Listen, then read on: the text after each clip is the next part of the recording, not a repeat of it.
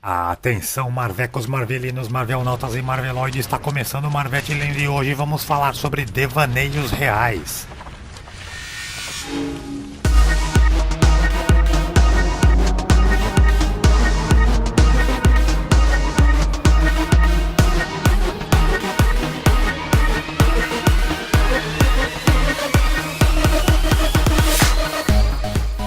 Dinastia M é uma importante saga da Marvel publicada na edição 40 da coleção de graphic novels da Salvat, dando sequência aos acontecimentos da queda dos Vingadores, que vocês podem conhecer melhor clicando no cartão aí na tela, quando a Feiticeira Escarlate acabou com o grupo de heróis numa alucinação insana e foi levada por seu pai. A história começa com o nascimento dos gêmeos, filhos da Feiticeira Escarlate e do Visão.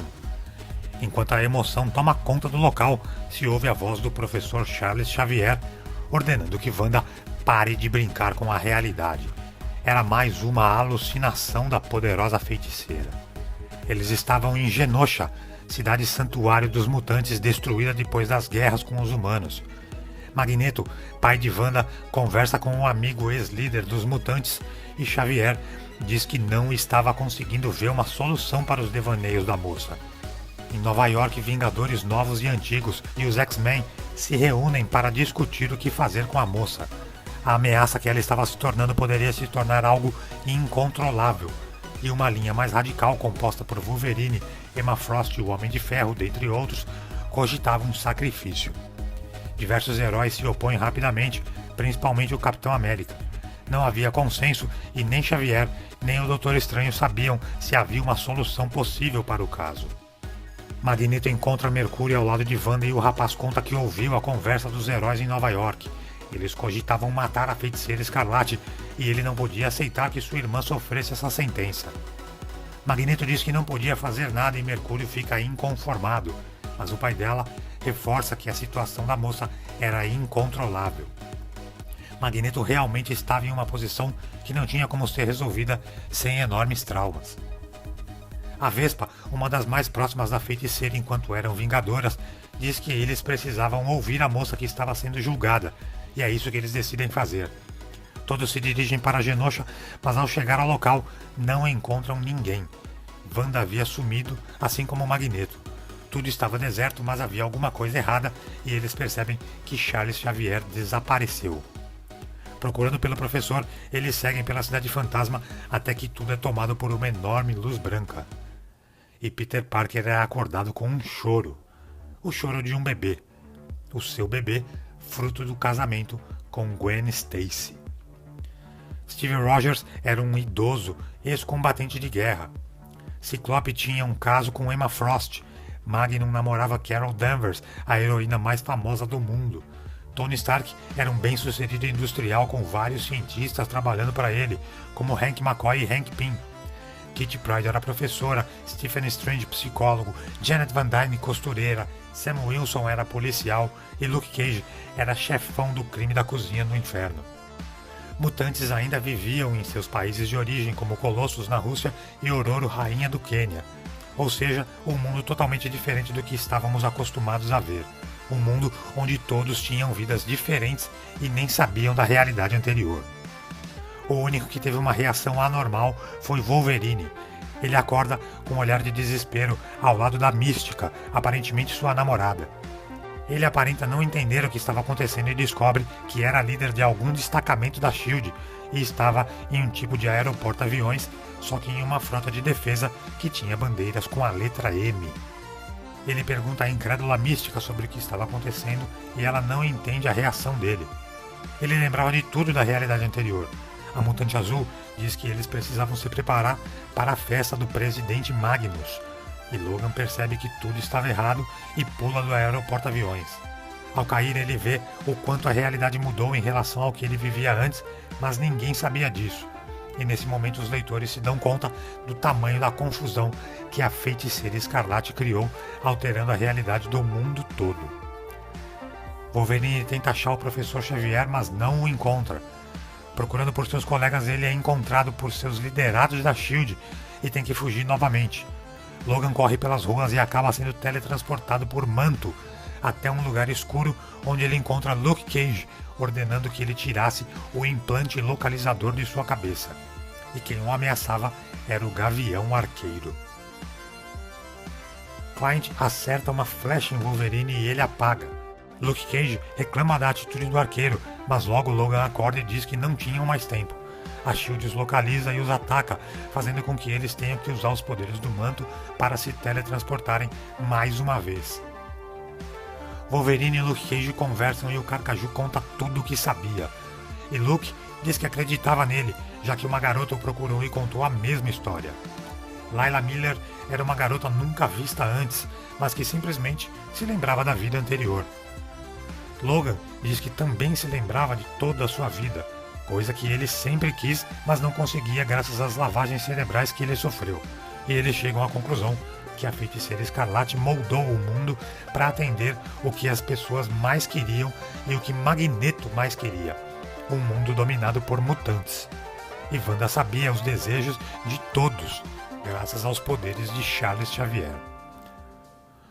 Logan conta o que cada um era antes da mudança da realidade, inclusive que o Gavião Arqueiro tinha sido morto por Wanda. Eles procuram por Emma Frost, visto que ela era a líder dos X-Men, mostrando para ela a verdade. Quando ela entende a mudança, Emma quer achar e atacar Magneto. Com os poderes dela, eles poderiam recrutar mais gente para essa missão, mas Logan lembra que mesmo assim não sabia se o mundo voltaria a ser o que era. Emma e Layla começam a recuperar as memórias com Ciclope, que chegava em casa. Outro que tem suas memórias restauradas, mas sofre muito, é Peter Parker, já que a nova realidade que ele vivia era repleta de coisas que ele perdeu na outra vida. O recrutamento continua e eles recuperam o Doutor Estranho, o Demolidor, a Mulher Hulk e muitos outros, incluindo os agentes da nova SHIELD. E o plano era atacar Magneto para encontrar o Professor X. Mas ficamos aterrorizados quando vemos o túmulo de Charles Xavier no quintal do Palácio de Magneto. O grupo de heróis segue para Genosha para encarar Magneto em plena festa de comemoração que ele planejava com líderes do mundo todo. Até que uma pergunta de Jessica Drew joga a grande dúvida na mente de todos. Eles realmente precisavam fazer aquilo? Se Magneto conseguiu o que queria, mas todos os outros também, por que estavam querendo voltar à realidade anterior? Se eles eram mais felizes nessa realidade, por que tentar recuperar o status anterior? O Homem-Aranha desaba emocionalmente por um breve momento. O plano segue e Ciclope lidera os grupos de enfrentamento enquanto Emma, Layla e Manto procuram pelo Professor X. Ao encontrarem o memorial, por um momento as esperanças se acabam, mas Manto percebe que ali só existia terra e não havia nenhum corpo. Enquanto a pancadaria entre a guarda de Magneto e os heróis seguia, a situação se complicava com a imensidão da batalha e Wanda se desintegra no ar. O Doutor Estranho encontra Wanda em seu quarto com as crianças e ela afirma que nunca saía de lá, protegendo seus filhos o tempo todo. Strange conversa com a moça, que estava claramente perturbada, e quando ela vê a batalha acontecendo do lado de fora, o mago pergunta por que Magneto fez tudo aquilo. E ela conta. Ela conta que não foi Magneto, foi Pietro Maximoff, o Mercúrio. Foi tudo ideia dele para protegê-la da morte. Ele manipulou a irmã para criar aquela loucura e ela fez. Quando o Doutor Estranho pergunta novamente onde estava Charles Xavier, a Feiticeira Escarlate é atingida por uma flecha. O Gavião Arqueiro, indignado por ter sido morto na outra realidade pela sua própria amiga Vingadora, perde o controle e tenta matar a moça, só que ele é desintegrado também. Mercúrio atacava a todos até ser contido por Magneto, que recuperou sua memória depois de encontrar Emma Frost e Layla. O pai do velocista o detém e o repreende violentamente pela atitude, só que dessa vez Wanda toma a frente. Ela faz a boca de Magneto desaparecer e diz que as atitudes dele, desde que eles eram crianças, causaram todo o histórico de eventos que culminava naquele momento tenebroso. E ela poria um fim naquilo tudo. Magneto sempre considerou mutantes a raça superior, mas ela diz que os mutantes eram, na verdade, aberrações, e decreta: chega de mutantes. Uma nova onda de luz toma conta do mundo.